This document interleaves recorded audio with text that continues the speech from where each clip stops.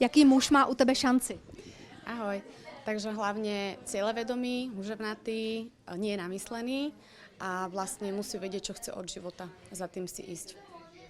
Nejdražší kousek ve tvém šatníku? Hermes Birkina. Co bys si nikdy nevzala na sebe? No, tak asi by som si nikdy nezobrala na seba nejaké moc takéto, ako by som to povedala, ako straka, že by som vyzerala ako straka. Že úplne od hlavy po pety, to asi nie, to by bolo asi na mňa moc. Kdy tě můžeme vidět nenalíčenou?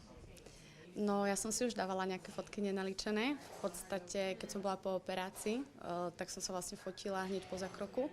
Dávala som to na svoju sociálnu sieť na Instagram, takže tam mali možnosť vidieť fanúšikovia a vlastne ľudia, čo ma poznajú. Ale celkovo bežne chodím nenamalovaná. Teraz som pred chvíľkou tiež bola nenamalovaná, takže keď nemusím, tak fakt nechce sa mi. Jaká část těla, kterou jsi nechala vylepšit, tě vyšla nejdráž? No, tak myslím si, že asi zuby. Pretože na zuby som bola dvakrát, pretože prvýkrát síce boli nádherné, krásne všetko, ale nastal tam nejaký zdravotný problém, takže na novo sa všetky museli dať preč a na novo urobiť ďalšie. Takže vlastne to bola asi taká najväčšia investícia, lebo zuby sú dosť drahé. Měla jsi v dětství nějaký mindrák a pokud ano, tak jaký? Mala som veľmi veľký. Ja som totiž na základnej škole bola asi jediné dievča v triede, ktoré malo lentilky pod kobercom. Všetky spolužiačky nosili podprsenky a ja jediná som nosila takú tú lambadu.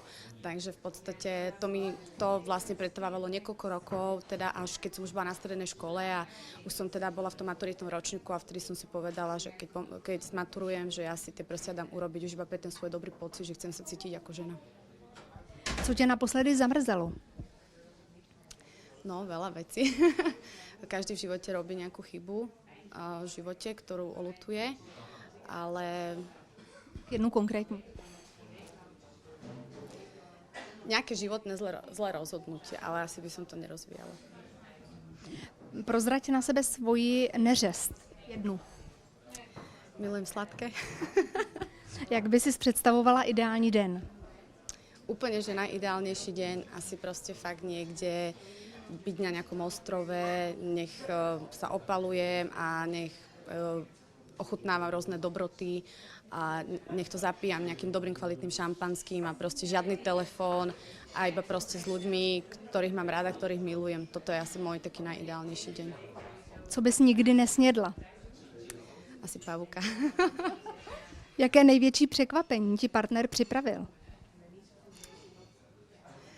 No, tak ono tých prekvapení bolo viac, ale asi také najväčšie, keď sme mali výročie, tak ma vlastne zobral na vyhliadkovú väž a v podstate tam sme boli aj ubytovaní, takže vlastne, že to bolo také, že milujem svetielka, milujem proste ten krásny výhľad a to bolo také, že to som fakt nečakala.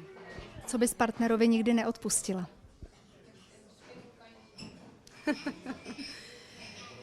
No, toho by bolo asi viac, ale ono to asi samozrejme závisí asi od situácie. Kolik minut nebo hodin věnuješ denně sociálním sítím? Ako sa to vezme? Niekedy je proste taká doba, že absolútne sa do toho telefónu ani nepozriem. Niekedy fakt, že nemám čas. Inokedy proste jednoducho dávam si tam nejaké svoje fotky, alebo teda odpisujem ľuďom, alebo odpisujem na pracovné veci, takže to fakt závisí, že či mám čas, či mi niečo stúri, či niečo riešim aktuálne. Napríklad teraz som riešila predaj kalendáru, takže som mala viac tých správ od ľudí, ale to je rôzne. Fakt, nemám to určené, že teraz, že ja neviem, že 4 hodiny denne, alebo tak, vôbec to nemám určené. Jaká část těla tě na mužích zaujme jako první? Mne sa strašne páči, keď muž má pekné ruky. Ale ako myslím, dlane. Na co by se zeptala ty mě? Že ako dlho robí svoju prácu a vidno, že ťa teda baví, tak aký máš vzťah k tvojej práci. Tak roli reportérky vykonávám 8. rokem a baví mě velmi. Děkuji.